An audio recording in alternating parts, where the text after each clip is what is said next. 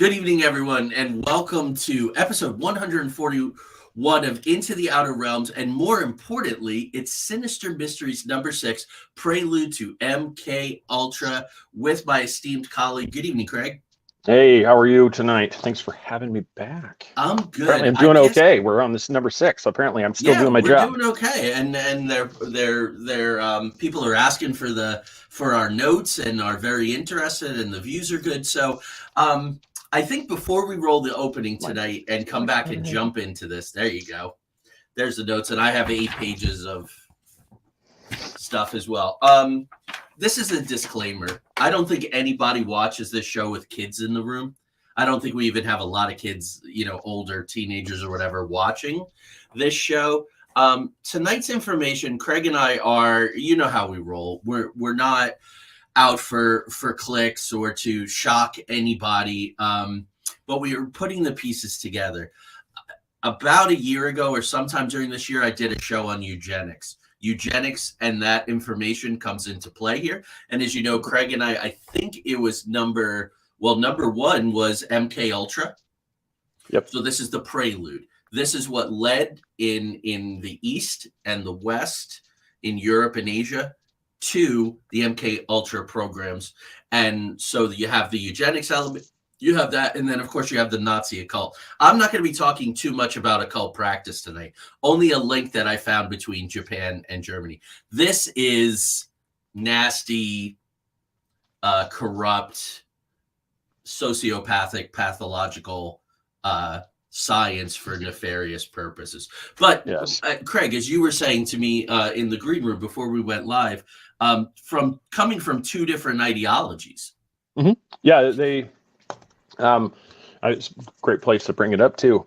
Okay. Unlike Nazi Germany, they killed for purification, for just the sheer fact we need to purify the race. These are the undesirables. The Jews are the problem with this.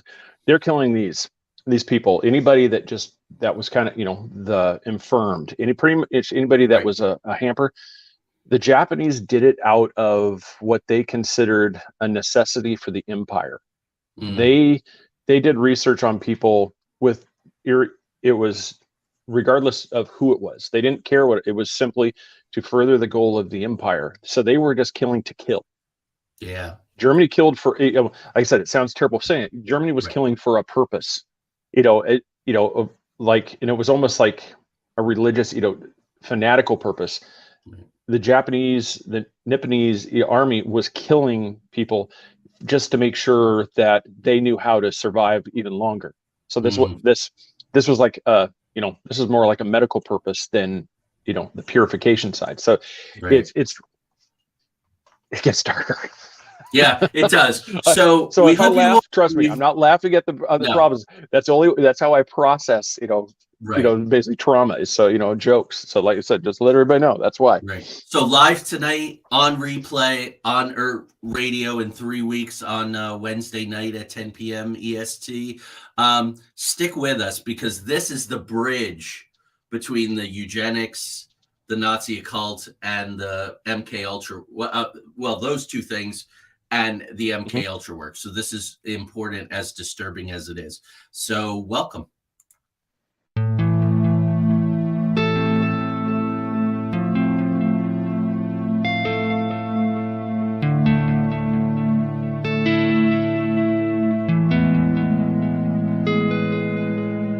There exists a realm beyond our wildest dreams, a realm beyond reality that the gatekeepers and guardians have always told us consists of nothing but tricks of the eye, weather balloons, swamp gas, sand cranes, fairy tale myths of monsters, crackpot conspiracy theories, and desperate cries for attention. We know this realm exists, and it's just beyond the horizon, the preset path, the well-worn walkways where the cynics want us to stay. Instead, give this a listen. Put on your headphones, adjust your volume, close your eyes, and fasten your mental seatbelts, because the twilight-tinged turnoff from reality's alluring highway is looming just ahead. We're about to leave the plane of the easily explained, the couldn't possibly be's, and the no way I just saw what I saws, for the spaces and places where everything is possible, and if you stay long enough, even probable. We're about to take a journey into the outer realms.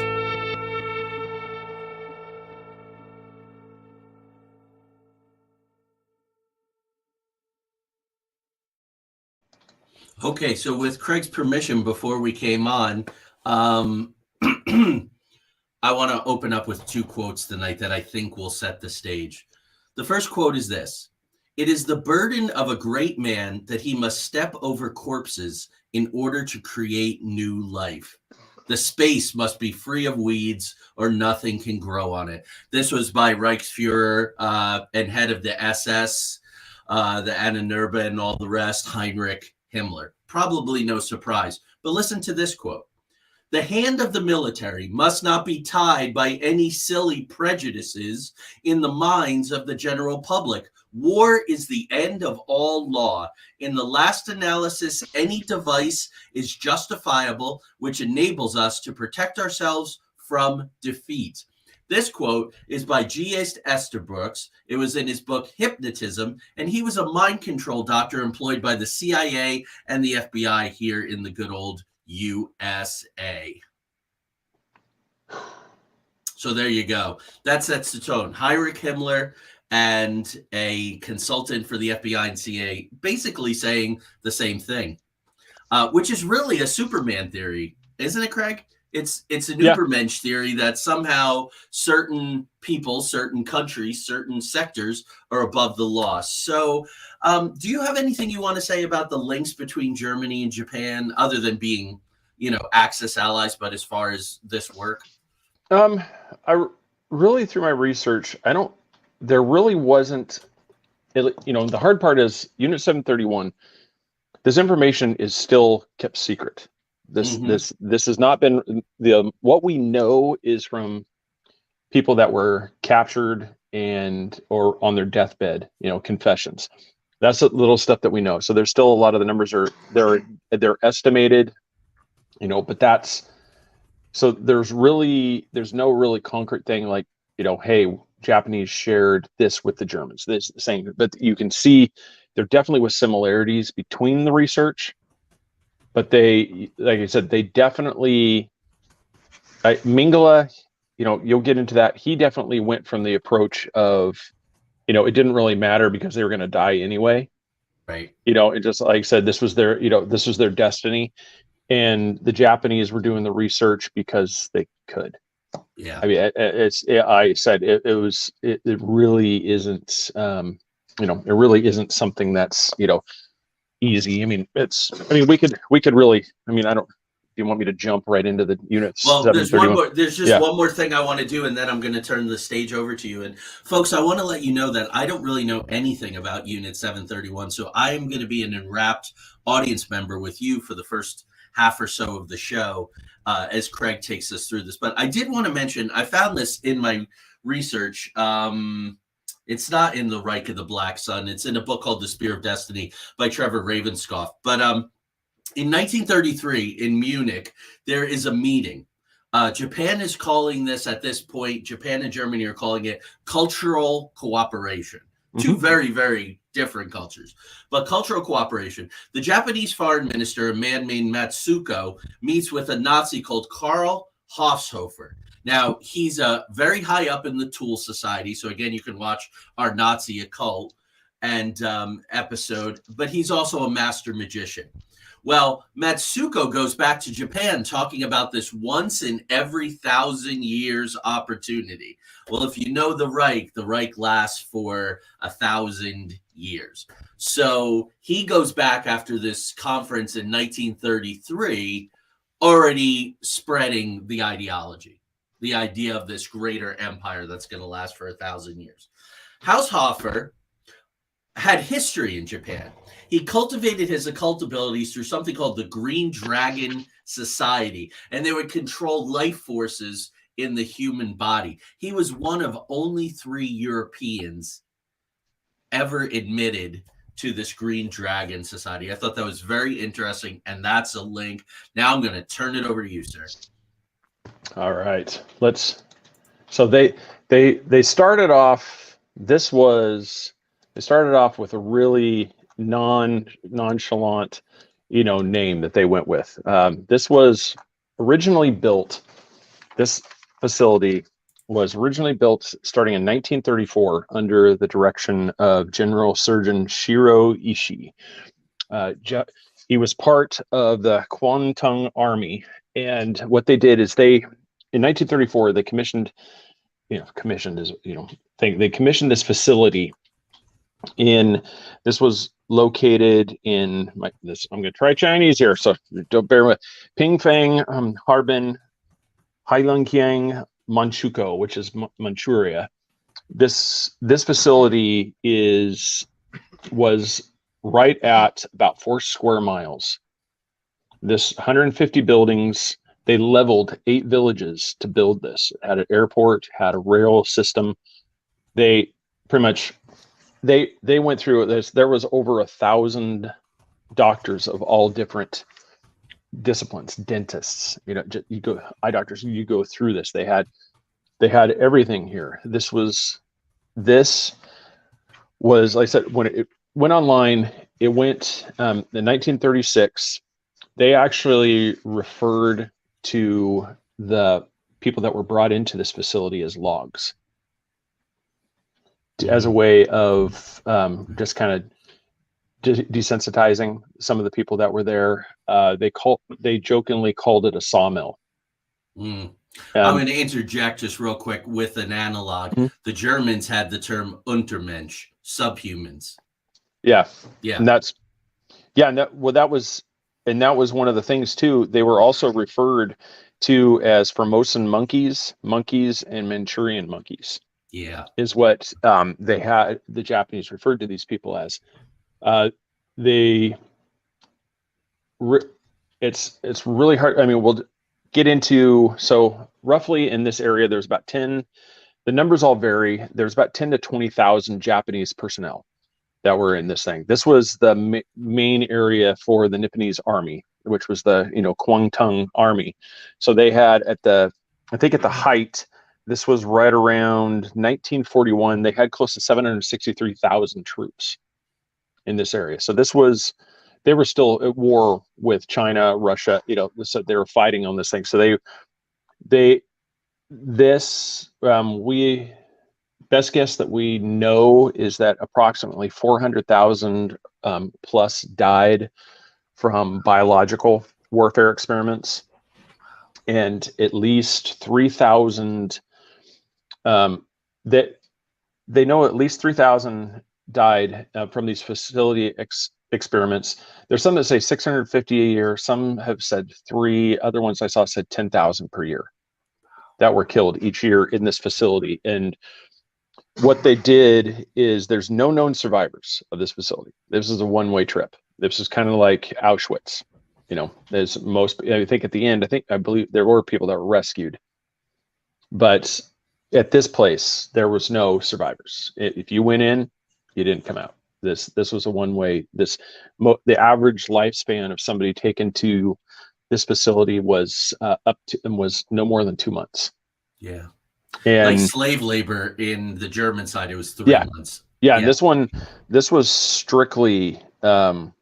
Like I said, this was more secretive than the facilities in Germany.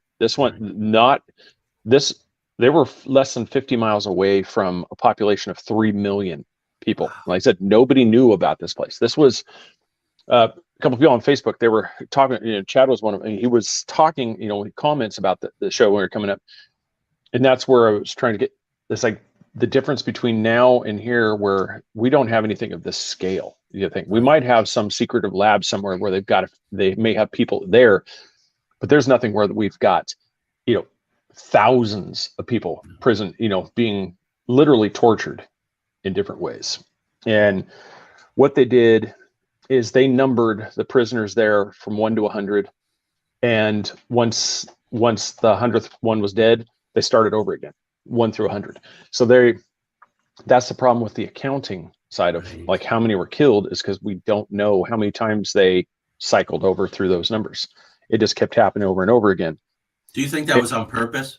Oh yeah, Yeah. definitely, because Yeah. there's two rules of thought of where the emperor, did he know about this, did he not? I mean, there's some that say yes, he would have signed off on it, but it's also just this thing that they could be telling the people high up that, hey, we're making great strides in this research for these things, yet they don't know how they're getting those strides. The plausible deniability thing. Right. For one, all we do know is that it was ordered at the end of the war to be destroyed. Mm-hmm. And so this was not the only facility either. The Japanese had close to, I know they had at least 8, actually 7 other branches like units 31, but they were kind of compartmentalized. And so this is how it kind of ties to how like MKUltra, where you have these different things where they would take certain aspects and then forward that research on to the greater project, Right. which was Unit 731. And yeah, that's I think, and that's one of those things, the concept of necessity. For them, it was almost, that's why I said Germany was doing it kind of like, this was like further stuff, motherland, the Reich.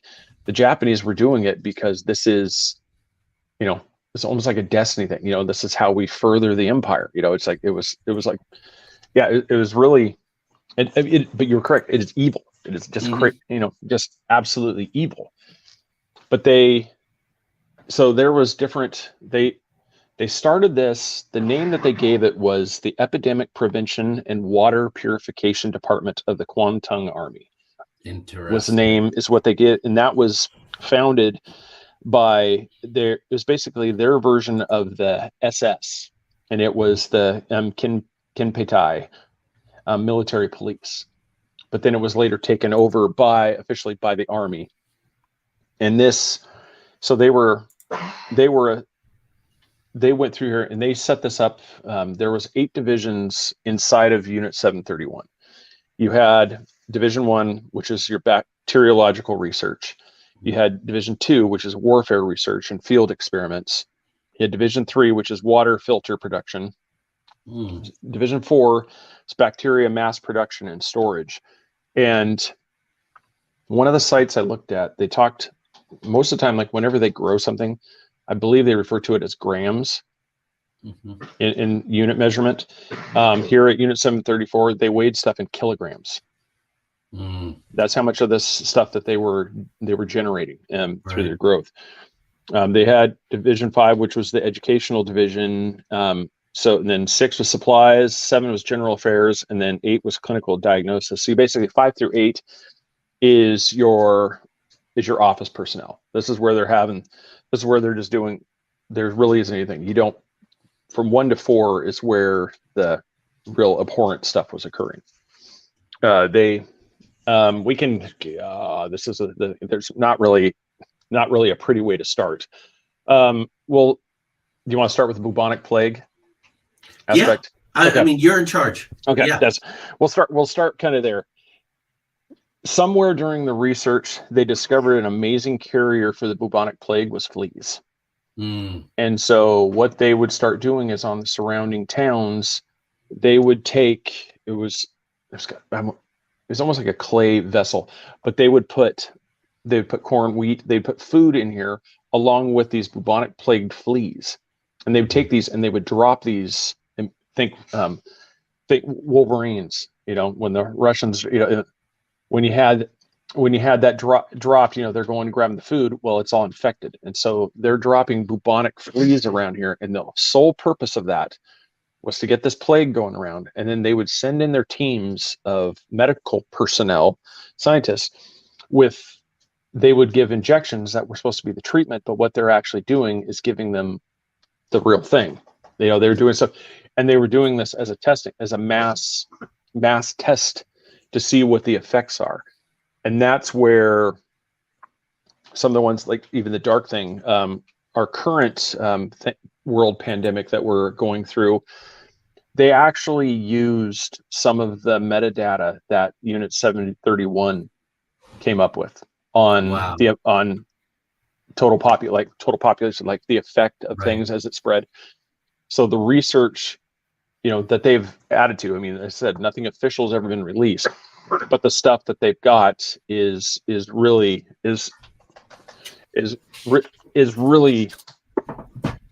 brutal.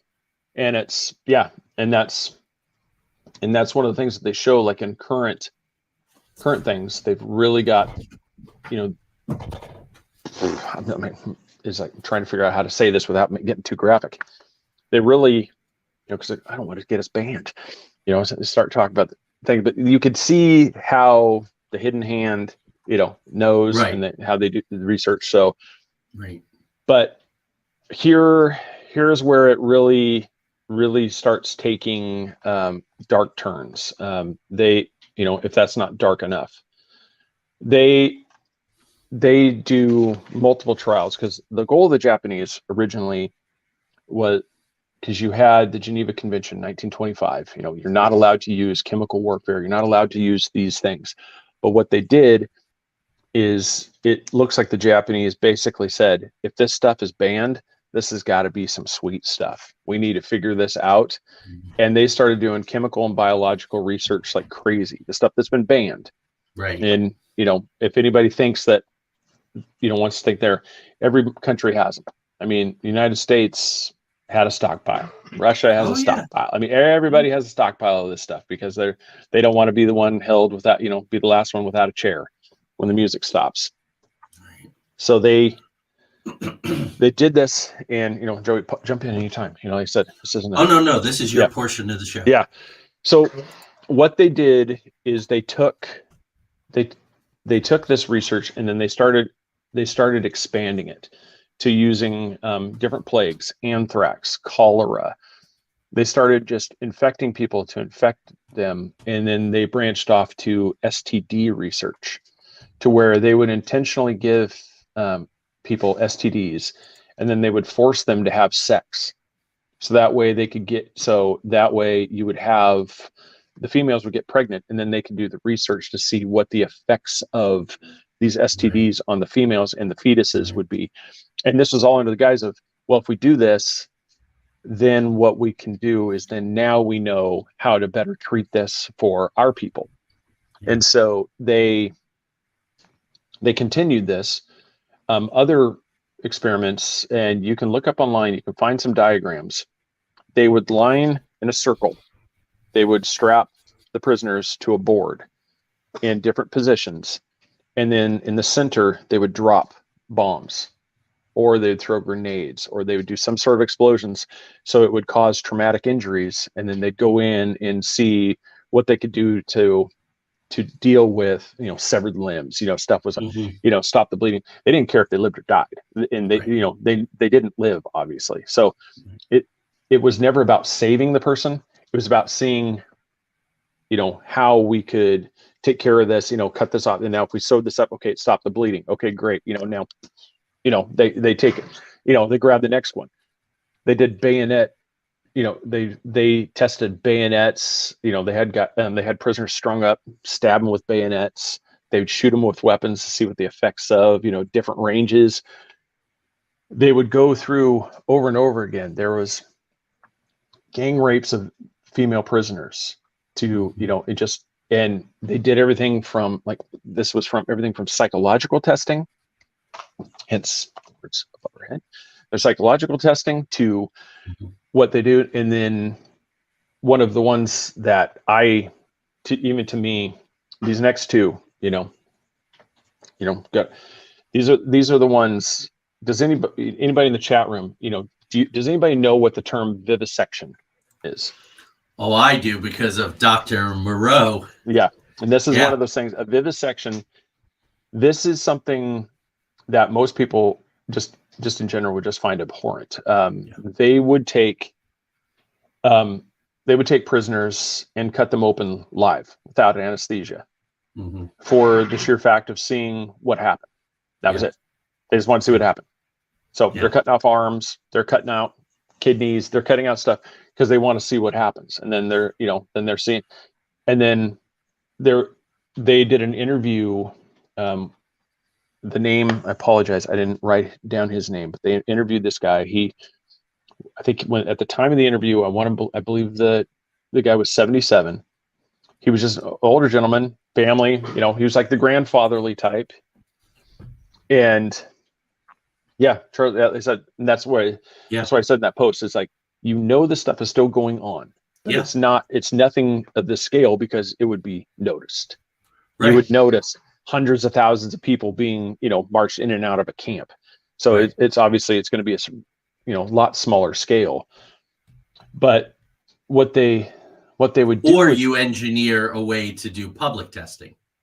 Yeah, which has happened in different countries at different times. Yep, and and this one, and a lot of those ones where it's not immediate deaths, stuff like this. It's it's the testing, like the Tuskegee experiments. You have these other There's been public tests. These ones, like that guy's interview, like I said, here's this grandfatherly type, grandkids, makes rice cakes for him. He's cooking for him. Everybody loves the guy. He's an amazing guy. And he talks about his experience with this. He was a medical assistant. So he goes in there and he says, as he walks in there, they bring in the prisoner. He knows what his fate is.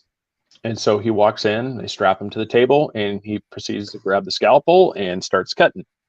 Cuts the guy open. He said the guy's screaming. He's making sounds that he's never heard before.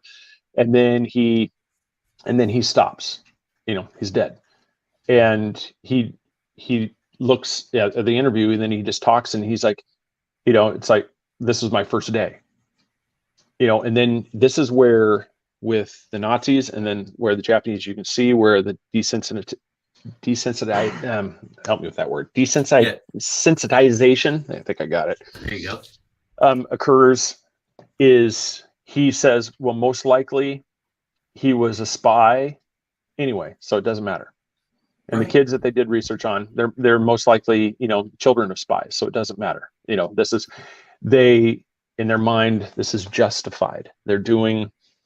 And that's where, for a lot of people, it's just like, how could this possibly happen? And then every time you see interviews and things, you realize that there was a massive desensitizing of all of people, because I don't know anybody in the chat room, anybody that could willingly point to somebody and say, yeah, take them, and just knowing what was going to happen. And then, But you see over time, if you get desensitized, we're not going to get too crazy here, but we even saw to a point where if somebody didn't do something in the last couple of years, more people were very happy to point, this person's not doing it. Shun them. And you can see on this microcosm, a lot of people didn't have a problem with that.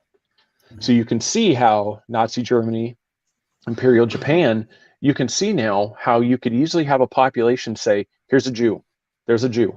There's one right there. There's a Jew. And they would round him up and take him away. Well, because they weren't physically putting him in a camp.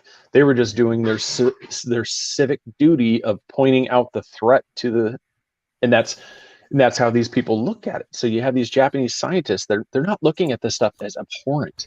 They're looking at this stuff as simply they were doing their duty, and their honor is they're serving their country. They're doing these things. And one of the last things, then I can open it up to just, back and forth to one of the ones that was really, and you can see how they use this. They did stuff on frostbite.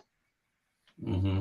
There was lots of experiments. So I don't know, what's the coldest, you've ever been? I've been in, I think, -34. Oh, wow. I've been in -13 and I felt my brain freezing. Oh, yeah. I couldn't communicate. You feel everything tingles. Like my beard suddenly frosting over. As I said, you can feel it.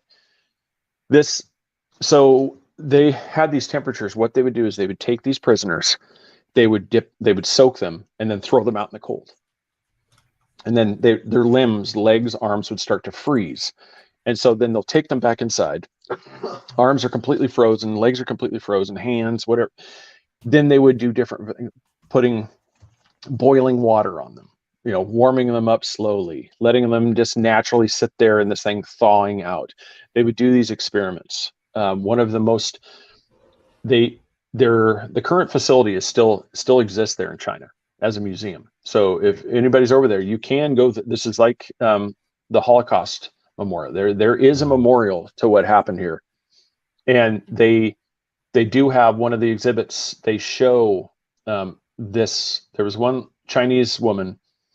Her arms are frozen, and one of the Japanese scientists is hitting her arms with a board, breaking off chunks, and just keeps doing it the whole time. She's wide awake, screaming, and all she has left is just a skeleton. Right. And they're doing it, and this was done strictly to find out what happens and what occurs. Right. And the reason they keep them people alive is they need, is for feedback. It's all, and so there's a really good chance that anybody that suffers from frostbite is being treated with medical knowledge that was derived from these processes, because they know how to treat what happens at different stages. They would do things in stages to find out at what point was this deadly, what part was this thing. And that's, right. Yeah, and it's not justified in any way. I mean, and this is one, as I kind of wrap up my little presentation for this, part two, the biggest question for me, it kept coming up, is for, like we did with MKUltra and things, do the ends justify the means? At what part does, because you think it's like, there's no way this can think. And it's like, you look, but how many loved ones were saved from from this medical knowledge that was gained from the Nazis, right, from the Japanese, from these things? You're like, these people are saved. Okay. Does that justify it? I can't say yes. Right. I mean, are we happy that grandma was saved? Absolutely. But I mean, does that mean that 10,000 Chinese people had to be tortured to do it? I mean, there's got to be a better way. Right. But that's the dilemma you're faced with these things. Yeah. You get this medical treatment. It's like, we can go, it's like, no, I would absolutely not. But at the same time, we want blood loss. I mean, all these traumatic injuries, like troops, there's a good chance this field medicine was derived from this research that Mengele and Shiro Ishii oversaw. Right. And with that, take a drink, and I give it over to Joey. It's like, well, let's address a couple of these. Justification. When Craig and I did the MKUltra episode, the man who headed up Edward Arsenal during the darkest years of MKUltra, he said, I did a pretty good job. I did exactly what I did. And basically, we were justified in doing these experiments. So I think there is a level of people. Are they fooling themselves? It's impossible to know. We'd have to talk to all of them. And then I want to bring up, Tanya brings up a great point here. How quickly the mindset can change reminds me of the prison guard experiments. I can't recall the name and date, but I'm sure Joey knows. Joey does know. For 6 dark days in August of 1971, there were the Stanford prison experiments. Pretty simple setup. Psychology study of what if we take the students, the subjects, make some of them prisoners and make some of them guards. Within 6 days, it got so bad that they shut the experiment down.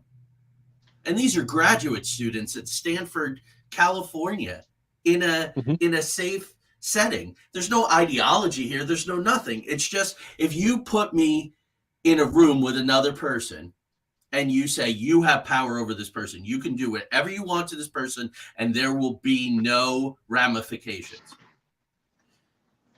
Who knows what's going to happen? And that's what was going on. So here, before I start with rationalization is argumentative, used to defend actions to others and oneself. Right. Justification is about morality. One can rationalize, one cannot justify them. I still will say, Shadow, that, right, Craig, those quotes from the guys at Edward Arsenal and places like that. And I did forget one thing, that is because I was just looking over my notes. I forgot this part. They were doing research, for the biological and chemical warfare. They actually did an experimental test run with balloons that had bombs strapped to them, and they released these. And this is some through the research and things. I didn't know about this part either. What they did is they actually sent it out and one lady in Montana was killed, and 6 people in Oregon were killed Yeah. by these bombs. Right. And that were sent over, and I think one even made it somewhere around the Midwest, like Michigan, Ohio, Ohio area. And what appears their long-term goal was to send the bubonic fleas possibly in this way and send it to the U.S. Mm. And so this is to where this would be something, like I said, a jar falls and nobody's going to really notice anything, but then. Yeah, and that's when, so that aspect. I mean, it's amazing that they failed. I mean, like I said, but that was their goal. It was to, basically mass bomb California and the West Coast with bubonic fleas. Right. And and I'm sorry, I thought you were done, but no, go ahead. Little factoid: it is one of the explanations for Area 51. Those Japanese balloons. Yes. I believe Nick Redfern did a whole book about it. So so interesting. So let's talk about the Nazis. And I know you're going to join me because you know a lot about this stuff, and we've done a lot of work on it. This goes back to social Darwinism and eugenics, and I did a whole show on eugenics. What I'm going to do, folks, is tomorrow when I edit the YouTube broadcast, I will put links to the MKUltra show, my eugenics show, and the Nazi occult show. So you can get an idea of some of this. But this goes all the way back to 1861, of all places, Boston, Massachusetts. Something called the Boston Brahmins. The idea that there was a pure bloodline that needed to be protected because it was superior. Sounds pretty familiar, right, Craig? Mm-hmm. Yep. So, but really, it really hits in England in the late 1800s with the half cousin of Charles Darwin, Francis Galton, who's saying that the bloodlines need to be purified, that these things need to be genetically drummed out of the system. In 1907, there were forced sterilization laws in Indiana in the United States for certain populations, mentally handicapped and so forth. Forced sterilization. In August of 1912, Harvard's president emeritus was speaking on racial purity. Harvard in the early 1900s and really leading up to World War II, when it became dangerous to continue to do it, Harvard was a hotbed of eugenics and racial purity and forced sterilization studies.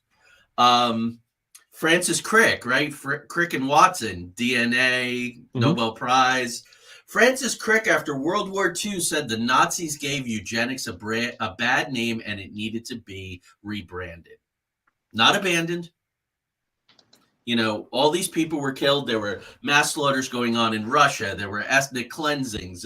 Obviously, what happened in Germany and Austria and Eastern Europe during World War II, what happened in Japan.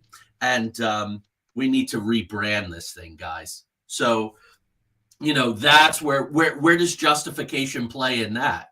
We're somehow justified in these thought patterns. So let's talk about the Nazi experiments.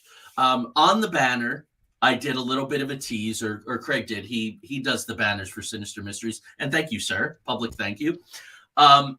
There's the IWZ. Now, this is the Institute for Military Scientific Practical Research, not unlike yours, right?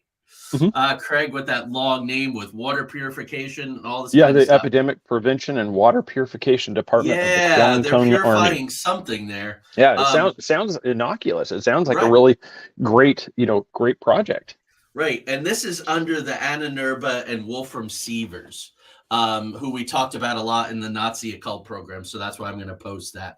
It was funded by the head of the concentration camp system because that's where they were getting their those work, and you can kind of see at the top of the banner, right? Work will set you free. There was the slave labor, which I'll get into, but there was also the experiments. So I'm going to drop some names on you and some things here. 1942, a man named Sigmund Rauscher is doing high altitude experiments for the Luftwaffe. 200 inmates from the concentration camps were involved in this high altitude pressure chamber program. Half of them died that we know about. There were unconventional cancer experiments at Dachau. Experimental cell block 5. 6 of the Nazis in that experimental, unusual, non-traditional cancer program were part of Operation Paperclip, which I'm going to talk about tonight. There were experiments. This is ghoulish, Craig, and I think has an analog with Japan. So were the minds just in the same place, or were there conversations? Experiments in reanimation. Himmler was very interested in reanimating dead or nearly dead bodies. Mm-hmm. So you take prisoners and you drop them in freezing cold water so they get hypothermia and they're almost dead. Some of them were tested with rapid reheating, if you can imagine what the hell that must be like. And then they used what was called fishermen's wives. So they would take prostitutes, get them naked, and get the prostitutes in bed with this dying man trying to warm him up. Himmler had all of this stuff filmed. And I'm sure he was watching it for non-scientific purposes. Of 300 subjects in that program with the fishermen's wives, 75 died. So 25% of them died. I'm going to put up Shadow's comments here because I got to go. And Craig, maybe you can read them and comment on them for me. July 42, August Hurt experimented with mustard gas on animals and then got permission in 1943 to experiment on humans. This is exactly what happened at Edgewood Arsenal with all the different psychotropic drugs, with the nerve gases, with all of that. Started with animals and then said, okay, we learned everything we could with animals. Can we please work with humans? And again, you know, there was some kind of justification, bullshit or not. Also in 42, Bruno Beger, who was an SS member, was in charge of sterilization and castration. Again, this is eugenics.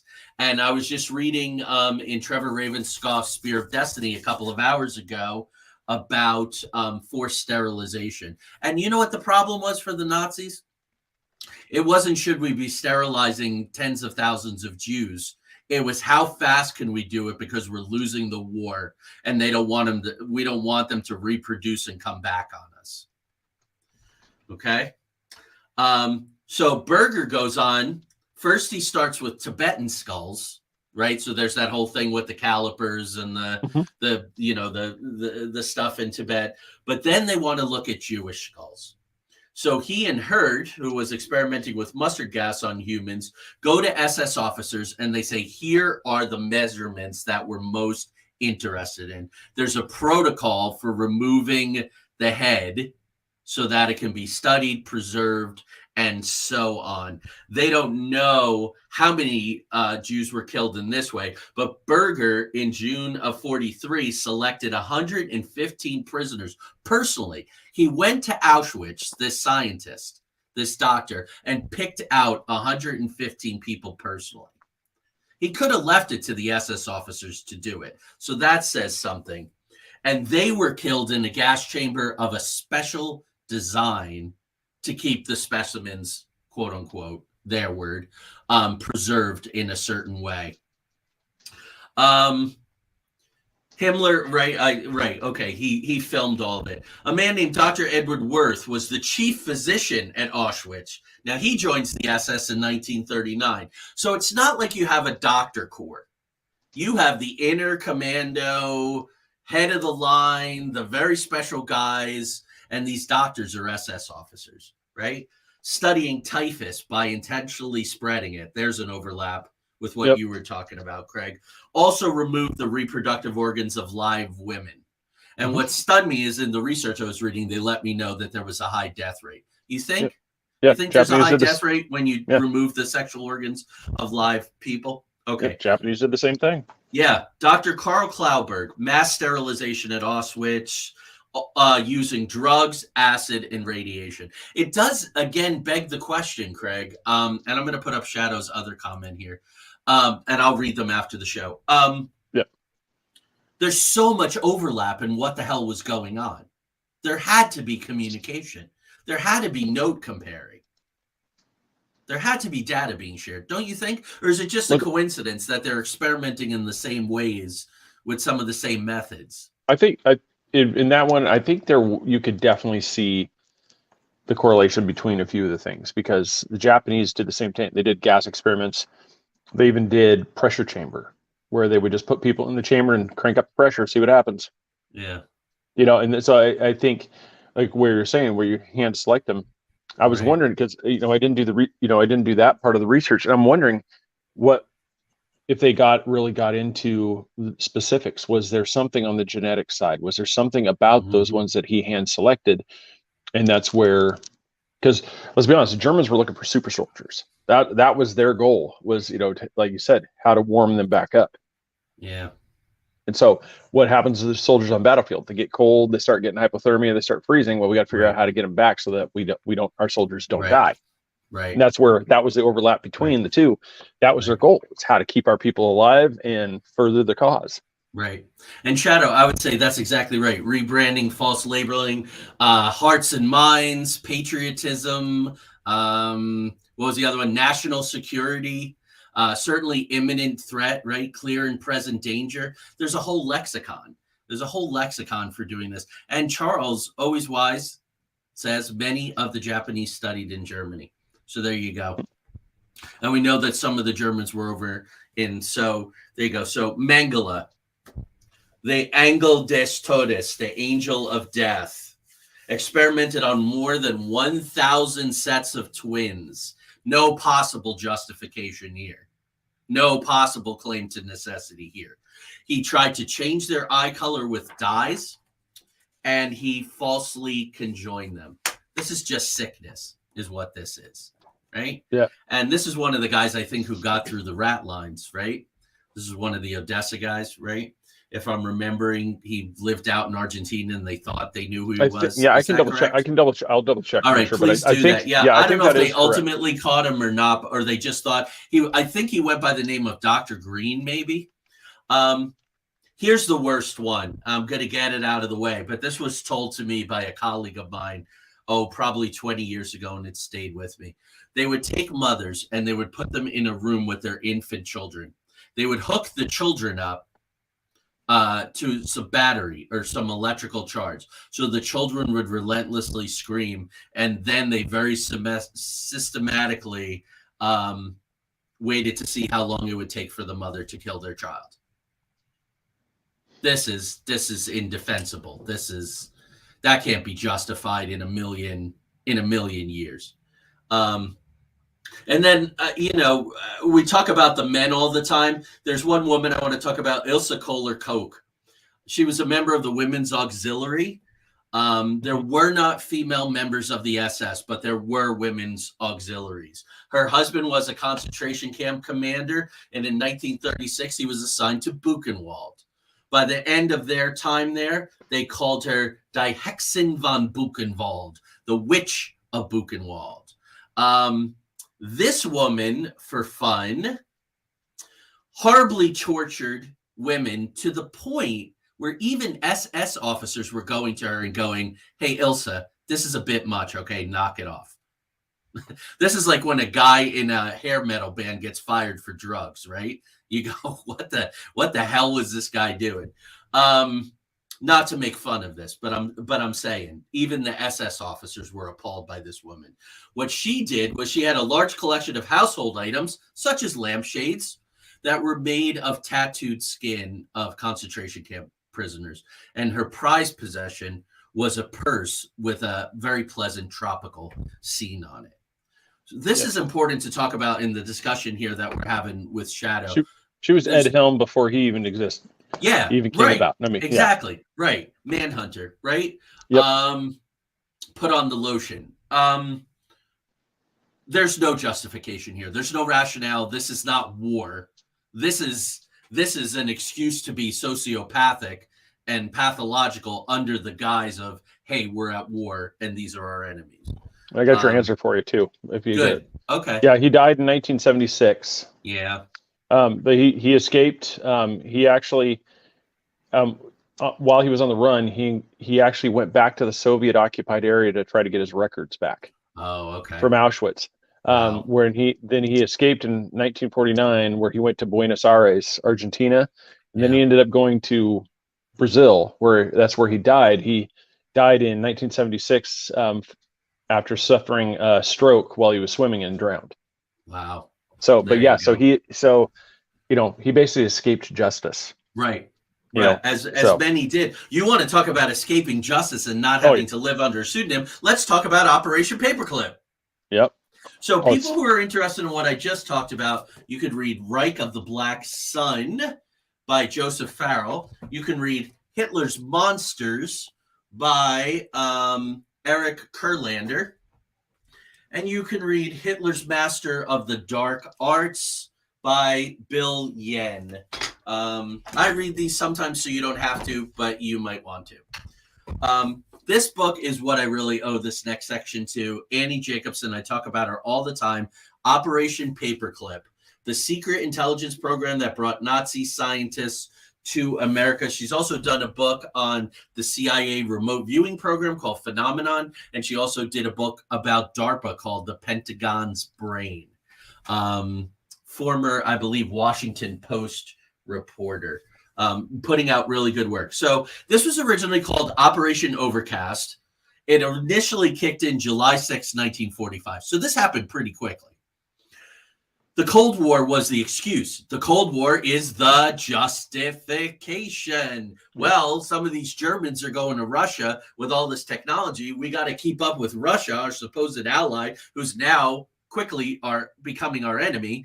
And so we got to bring over these guys. Now, you mentioned plausible deniability with the emperor. Supposedly, Truman was never told about this program.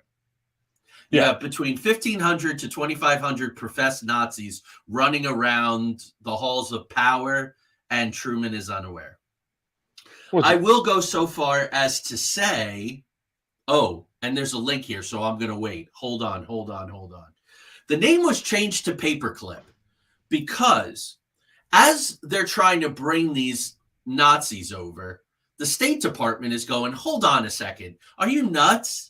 These are our enemies. These are criminals. These are people being tried at Nuremberg. They're in prison. Are you nuts? So the hardest cases, they took a paperclip and put it on their file. And then they had their brain trust decide, how the hell are we going to circumvent the State Department and get these guys in the country? And I'll tell you a little bit about that. Annie Jacobson says that there were 1,600 scientists brought. I've heard the number, Craig, as high as 2,500. Yeah, that's one of those things. It's unfortunate with anything with clandestine use. It's really hard to get an accurate count. I mean, it's just obviously we know they're here, but we don't know how many. Right. I'm sure there's many that we don't know about. Right. The 21 that she chooses to profile in this book were all inner circle, and you're going to hear a little bit about that, and I'm going to move through it quickly. Many of them were either acquitted at trial, thanks to the military, the U.S. military, had their convictions overturned thanks to the U.S. military, were released early thanks to the U.S. military, or were never tried again because of U.S. intervention. Now, some of the places I'm going to talk about now where they wound up are going to sound very familiar to you. Tanya, they went to Wright Field, now known as Wright-Patterson Air Force Base. So, Craig, in another day, another time, and we touched on it a little in Nazi Occult, reverse engineering, flying saucers, the Hanabu, all the rest, the flying wedge. Maybe there was something to that. They went to the Army. They went to the Navy. They went to Fort Meade. Again, Tanya, she was stationed there with her dad. Dow Chemical, and two of them helped to NASA. Now, in 2013 dollars, they were paid $175,000 for their services. Pretty interesting. Some were funded by the Rockefeller Foundation. Do your research on that one. And some actually ran black market operations in the United States and were not punished because they wanted what these guys had in their brains. That's how they justified it. They worked for programs like Chatter, Bluebird, MKUltra, and Artichoke, which Craig and I covered all of those during the MKUltra episode. Now, here was the problem. journalists, State Department people, almost anybody. When you start talking to a hardcore Nazi, they're going to talk about some hardcore stuff. So some rules were passed. Don't talk to them about ethics.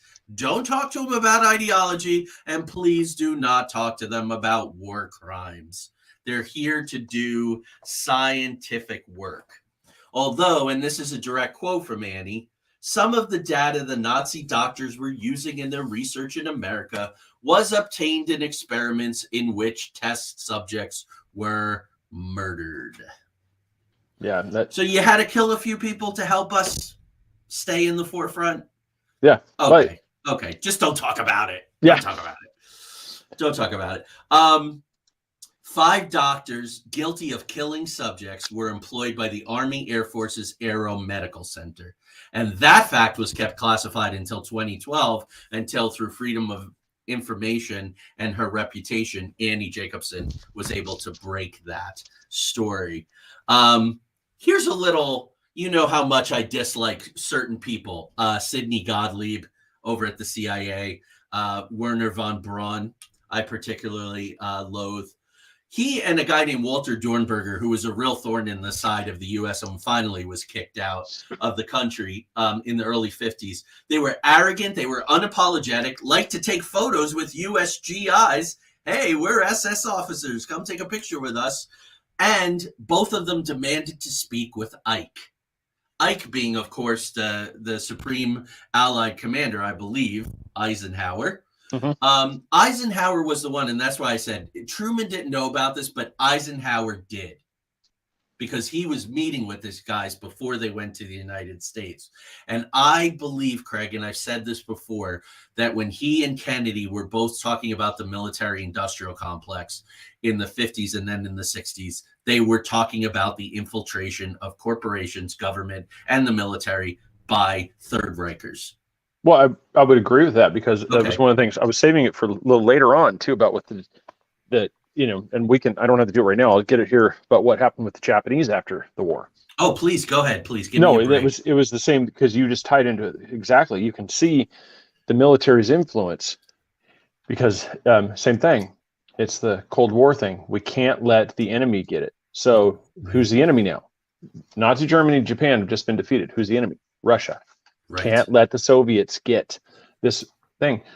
So no Japanese were ever tried by the U.S. Like, there was never a Nuremberg like style trial. They had Russia and some of the other ones. They tried a couple, you know, people, there was a few cases here and there, but they took, you know, these people and they gave them blanket immunity. Give us the research, you go away. You're going to get your pensions. You're going to get, you know, stipend to live on. Just go away. We don't want to hear from you. We don't do this again. Just go away. And, you know, like you said, the same thing like Paperclip. Some of these were brought in to further medical experiments, to go into the black ops, to go in the thing. And that's where the military industrial complex comes in, where that's a threat, is because like Ike and Kennedy, they saw this coming, that this was basically being set up. It's a pseudo government that's run on their own. I mean, it's like most presidents, they can say this, but there's stuff that's being done without congressional presidential oversight at all. I mean, it's just plausible deniability. Yeah, it's just being done. And you're like, when did this happen? You know, things happen. 2 trillion disappears. I mean, what are we going to do? Right. It happened. And that's what happens when you recycle presidents every 4 to 8 years. But senators, congressmen, military officers, heads of universities, so on and so forth, are in perpetuity. And that's, I'll give you the acronym, DS is what it's called. But I'm not going to say the words, because it'll be a miracle if this episode survives. I will. So the Brits want Dornberger. They want him arrested. They want him out, but the U.S. gets him. State Department was totally against this. They're overruled by the military, which spends a lot of time figuring out workarounds. So they overturn arrest orders. They manipulate testimony at Nuremberg. I want to remind everyone from our MKUltra episode that the U.S. was not signatories to the Nuremberg Articles. The U.S. didn't sign The Nuremberg Articles. So, you hey, can't. at least they weren't hypocrites, right? Yeah. All right, give them 1 point. There you go. Yeah. Protocols were changed so that it did not matter what they did in the past, but just so they would not do it again. This goes back to my pirate stuff in the early 1700s. The pirate pardon. You can keep all your stuff. Just say that you love the king and promise never to do it again, and we'll let you go. The recidivism rate was huge. We don't know what the recidivism rate was for a Nazi ideology. I don't think an ideology goes away; it stays, and then it bleeds through. Einstein, Eleanor Roosevelt were publicly protesting this. Why are we bringing Nazis to the United States? Einstein's trying to talk to Truman about it. Truman's like, I got no idea what y'all talking about. So here's what they did, Craig. Clever, the military. They would drive. So these guys have a military work visa. They send them across the border to Mexico. A lot of them were in Texas, Nevada, Utah, right? They send them across the border to Mexico. They have 2 documents from the State Department. One is a special visa through the military, and one is an immigrant visa. Well, they cross over the border, and then they say to the Mexicans, well, look, these guys are really important to our national security. They bring them back across the border only with their immigrant forms, and they're suddenly on the road to citizenship. Yep. Okay, I hope everybody followed that. So basically laundered them. Yeah, yeah, exactly. That's right. They laundered them. Former World Bank President James McCloy becomes the High Commissioner for Germany. He's overseeing the trials. He's overseeing the prisons. All of this, all while riding around in Hitler's former private train. That's not too icky. That thing should have been dynamited. He paves the way for the overturning of trial convictions of those at Landsberg Prison. Anybody know why Landsberg Prison is important? That's where Hitler wrote Mein Kampf. That's where Hitler wrote Mein Kampf. Sorry, I just couldn't hold on to it. Yeah. A lot of these guys, because of the slave labor thing, where I said the average lifespan was 3 months, because these guys amassed great wealth and estates through this slave labor, the judges at Nuremberg confiscated their lands. The Paperclip guys got their lands returned to them. Even that was overturned. That's how precious this knowledge was, right? Tanya's talking about missing dollars. What are the latest figures? They just did another audit of the Defense Department. It's like 70% of the money now is not accounted for, but they assure us they're doing better. Okay, so eventually, Craig, 1/3 of those convicted at Nuremberg were freed. 1/3. And we never signed the papers. Now, this becomes interesting. McCloy and the CIA are headquartered in the IG Farben building. Hold on to your hats, folks. IG Farben. Chemical industry conglomerate, 4th largest in the world at the time.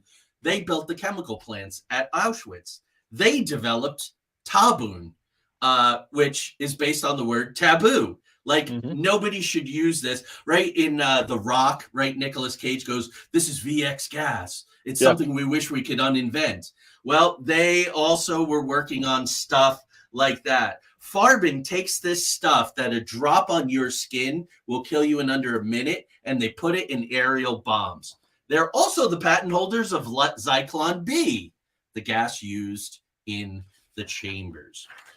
They also happen to be the largest shareholders in Rockefeller's corporation, Shell Oil, and Shell Oil was the largest shareholder in IG Farben.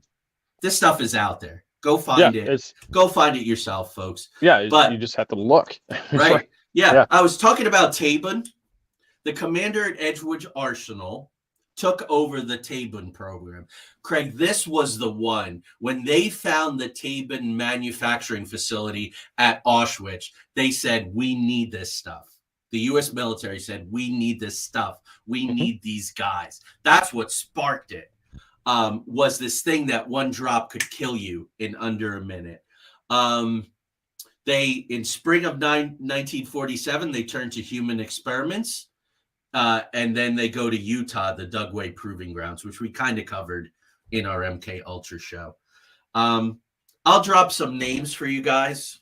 Surgeon General of the Third Reich, that's pretty important. Walter Schreiber had inmates locked in glass rooms and sprayed with nerve agents so they could observe them. That sounds like Edgewood. Paid in addition to salary. Okay, the Schreiber. He got his $175,000 a year in 2013 money. They gave him an extra $150,000 for the contents that he lost in his home in Berlin. God. Because this guy knew about nerve agents. Yep. Yeah. So, here, Craig, Charles is giving us some data. Yep. Over 21 million now it is. I think at the time of 9/11, it was 3.5 trillion. Oh, now yeah. It's up to 21. They couldn't account for. Right. Not, and that's not what that they've saying. spent, that they just couldn't account for. Yeah. Oh, yeah. That's what they're saying now again. And the head of the DOD accounting is like, we're doing a lot better. We failed for the 5th straight year, but we're failing less badly. But anyway, let's keep going here. Kurt Blome was working on bubonic plague in cattle, Rinderpest. There you go, Craig. There are probably some conversations there. Himmler was very... Wonder where that research came from. Right. And then Merck, who makes VICCINESs, and they did. They're from Jersey. They wrote about germ warfare developed at Camp Dietrich. Camp Dietrich, of course, to this day. A hotbed for that. You remember during 9/11 with the anthrax and all, and they were like, oh, Camp Dietrich is not secure. Like, the protocols are bad. Yep. We got to shut this down, babies. Blome was part of that program at Camp Dietrich, the guy who worked on bubonic plague and Rinderpest. Just you said that, just when everybody thinks about it, isn't it crazy how nonchalant they just admit the fact that we're violating the treaty? Right. Yeah, just the fact that, the world said we are not to have this stuff. We have all signed this treaty saying this will never occur, and yet we're just like, yeah, we got the stockpile. It's kind of here. We need to get rid of it. I mean, it was just a few years ago. I mean, where I moved from Oregon, they had mustard. They had all these gases stored in these silos. You're not supposed to have it, and they're just like, oh yeah, we're going to dispose of it, but we've got these techniques to make sure. It's like, we shouldn't have had it. We all signed that treaty. I think I read in the Annie Jacobson book, Craig, that $60 billion was spent on destroying that stuff. It was right around there, yeah. Yeah, crazy. Otto Ambrose, who worked at IG Farben, he was the head of chemical weapons under Albert Speer, who at the end of the war was the second in command for Hitler. He and other Nazis worked for a chemical company in Germany that made thalidomide. Do you remember thalidomide? Anybody who watches Call the Midwife knows about thalidomide. Wow. This comes out in the late 1950s, and they say, this is great for morning sickness. Pregnant women should take it. Thalidomide resulted in 10,000 deformed babies. 10,000 deformed babies. This guy, Otto Ambrose, who worked on that project and worked on all these terrible things in Germany, was hosted by Dow Chemical in 1971. Was a guest of Dow Chemical. Fritz Hoffman, who worked at Edward Arsenal, collected exotic poisons around the world used for assassinations for the CIA. So he was Sidney Gottlieb's idea man. He was also involved in the development of Agent Orange. His daughter tells the story. They're watching TV, and we're losing the war in Vietnam, and there's all this thick foliage, and he goes, why don't they just come up with a chemical to defoliate the damn thing? And he gets on the phone, and Monsanto and Dow make a chemical that what happened in Vietnam was absolutely horrific and has been killing my father-in-law and my father for 40 years. Well, 50 years. And they have that research, and like you said, you think one of those things, they came up with an idea. Where do you think they got the idea? And like I said, this goes back to Unit 731. Where do you think they got this idea, of aerial attacks, mass things, the effectiveness of when you do certain things? You can see the fingerprints through all of this stuff. It's like, Well, yeah, I'm pretty sure I know where they got that from.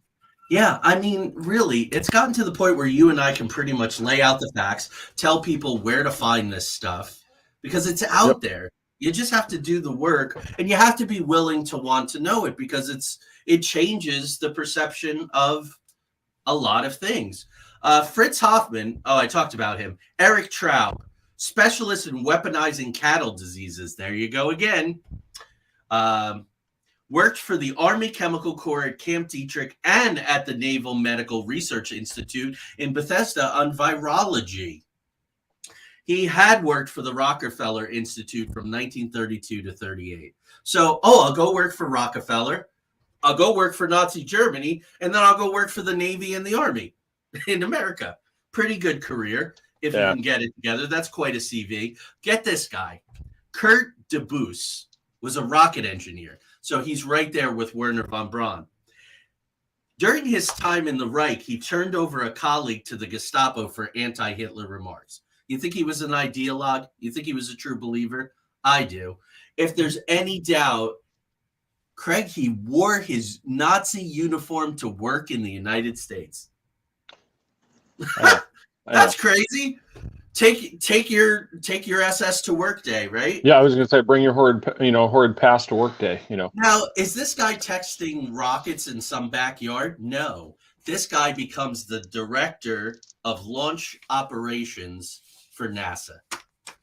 A guy wearing his Nazi uniform to work when he first came here. So let's talk about my pal Werner von Braun. Werner von Braun was part of the V2 rocket program. He ran it. So this was a pretty advanced rocket missile. And the United States, this was the other thing along with Taboon that America really wanted. They really wanted those two technologies. So Werner von Braun is treated like an absolute superstar. When he comes to the United States, he becomes head of NASA. Collier does a big article on him. He's wealthy, he's famous, he's glamorous, and he does a bunch of shows for Disney, which is interesting. Now, what did he do while he was in Germany, just overseeing this program? No, Peenemünde was the facility that he oversaw. Labor from concentration camps. These people died of ammonia burns to the lungs from the weight of the rocket parts. And here's the thing that really gets me. By hanging from cranes if they worked too slow. Some of the records that they found had as many as 57 people being hung a day, sometimes 12 at a time from cranes, while other inmates watched as a lesson to them. And he becomes the head of NASA and a superstar in the United States. If that's not bad enough, he married his 18-year-old first cousin. Went to Germany to go pick her up and bring her back to Texas. But then it came time for him to testify at some trials, and they said, we can't let von Braun leave America. He's in too much danger. But he could go get his Jerry Lee Lewis bride, right? No problem. Hey, you got to keep the genetics pure, right? Yeah, well, hey, amen to that. Right on. You said it, not me, but I agree. You want to talk legacy, so or you want to leave it at that, or you want to talk a little legacy? What do you want to do? I mean, with Von Braun? No, Von Braun is Von Braun. I've talked that guy to death. If people don't, I will say this: there were two exposés about him, one in the '60s and one in the 1980s, and nobody cared. Nobody cared. Yeah. He was the guy who sent men into space. Nobody cared. No, it's people. There's lots of documentaries that you can see, where people done stuff. I kind of glossed over it just. Both intentionally, just because the whole point of this was not to be sensational and gross you out. I mean, because one of the ones too, it's straight out of sci-fi horror movies. They think it was a Russian man that was in a 6 foot tall glass jar filled with liquid, split completely down, just floating in the liquid. They found, feet and other body parts also in jars, all labeled, who they were. I said, it's the stuff they did is just straight out of, even horror movies don't touch on the stuff that these guys did in real life. They don't even do these things. And so this, I mean, it's one of the, like, for me, the reason I pitched it, one, it's an important topic because if you don't pay attention to it, you're going to repeat it. Yeah. You know, and that's what people, you know, I know a few people that are like, I'm just not sure. I'm like, you have to know this thing, because if you don't know about this stuff, you're not going to notice the similarities. Right. You know, when they, you know, we're not going to, I don't want to touch on some of these things, you know, I hate this because you want to be, you know, you want to speak freely, but you can see in the current events that we're having going right now, you can see the fingerprints. Like I said, we talked about the MKUltra. You can see the fingerprints of the past clearly being used now, because why did they get immunity? For just this reason. Yeah. And that's the thing. It's like you see these things that are going on, and you're like, well, how could this happen? You go through history. It is a repeated thing. It's like you can't look back at history and then say, oh, there's no way. Like we just said, we just did a show on it happened. Yeah. They had no problem doing these testing on people for the sheer purpose of furthering it. Well, why would they do it now? Because there's something else they want to further. Yeah. You know, there's people that don't have a problem creating mass chaos. That is throughout history. Hitler, right. Mengele, you know, Shiro Ishii. They don't have a problem with this. And that's why it's so important to guard yourself, pay attention, and point it out when you see it. And it's like, you don't have to do sensation. You know, we're not looking for the Alex Jones, you know, oh my God, you know, just, you don't have to do that. You just have to simply look and say, look at these similarities. You make your own judgment. If you don't have a problem with it, I can't tell you, you know, I'm not going to tell you what to think, but just look at the evidence and see, you're like, this does look eerily similar to what happened before. I know. We have to pay attention to make sure it doesn't happen. So two things I want to leave you with. I talked about cancer manipulation. This is a very interesting book, Dr. Mary's Monkey. This is by Edward Haslam. And this is about the rise of cancer in the early 1960s. And it pulls in Tulane Medical School. It pulls in the Kennedy assassination, David Ferrie, all the kind of stuff like this. I highly recommend this book. This book, there was something I was going to talk about tonight, but I'm going to leave it. Hacking the God Code by Patricia Corey. She's going to be on the show December 29th. Not a great New Year's present. Not a great Christmas week. Not because she isn't spectacular, because she talks about some pretty dark things. But let me leave you with this. At the end of World War II, the Allies split up IG Farben. Now, IG Farben, fourth largest chemical conglomerate on the planet at the time of the split up. And it becomes the top pharmaceutical companies, Hesht, BASF, the Agfa Gevart Group, Casella AG. You can look into all of these kinds of things. Monsanto is a sort of artifact of all these kinds of things. So is a company called Searle Pharmaceuticals. Searle Pharmaceuticals, at the height of the Bush power, was run by a man called Donald Rumsfeld. Same guy who talked about the 3-point whatever missing the day before. Yep. 9/11.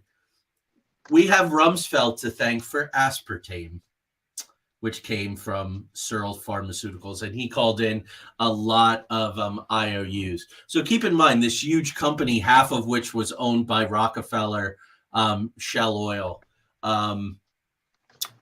got split up into all these companies that are now our companies now. So that's what we're going to leave you with tonight. Thank you for sticking with us.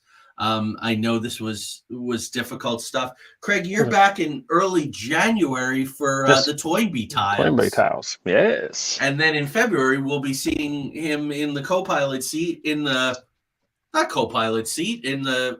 pilot and pilot seat. I don't know, one of the two pilot seats, twice a month, which is going to be amazing. So we're going to be working on that over the holidays. So publicly, Craig, I know you and I will be talking plenty, but I want to say Merry Christmas, Happy New Year, all the best to you and your family. Yeah, I mean, do you want to give a teaser of what the Toynbee tiles are by any chance? Please do it. These are messages. They're also known as the Toynbee plaques. These are messages of unknown origin, which are found embedded in the asphalt of streets, over 24 major cities in the United States and 4 South American cities. and several hundred of these tiles have been discovered. And they, like one picture that just popped up right here, it says Toynbee idea in movie 2001, resurrect dead on planet Jupiter. Wow. This is almost like Banksy type things where they show up out of nowhere and they've got these messages. But that's, honestly what, like I said, do not aspartame. That's one of those things. It's, as I take a drink of probably something that has it in here. Yeah. It's hard to avoid. No, that's one of those things too. It's honest. It's actually cool that Tanya said that. When you do your research, there's a thing right above us. That's part of it. Right. Through some of this research, it was different aspects because it has a chemical interaction that your brain picks up as. That's one of the things why it's so successful is your brain takes it like, oh, this is the sugar. This is the stuff I need. Right. And that was part of the experimentation is, like I said, as disturbing as it is, not everything was a nefarious, like we plan on killing people with this research. Right. They would do stuff like, how can we affect this? They did Right. That was all these aspects. And it's certain things like that have these and they realize if I use this and this, it's like positive reinforcements. You do this, you could slowly control. Right. And that's how things like MKUltra came out from research. I'm not saying aspartame is from MK. It just, that's the type of those chemical responses. And that's where Nazis, the Nipponese armies were developing this stuff to further. And this research was kept building upon. And that's how you end up with stuff like. Yeah. And that's why they pay Washington insiders like Donnie R to run pharmaceutical companies because they get stuff done. So I thank you guys. Next week, I'm solo mission. My guest for next week realized with the holidays she had other commitments. She's going to be on the show in February. We rescheduled her. Next week, I'm doing tulpas and golems. Ooh, nice. Which is a section in my forthcoming book, Parallels, Patterns, and Pathways, My Lifelong Quest for Answers. And my esteemed colleague here is going to write the foreword for that book. Hopefully it's coming out in 2023. This is my magnum opus. I'm working on it for hours every day. There's just so much research to pull in. But that's tulpas and golems. So thank you all, and we will see you next time. Good night.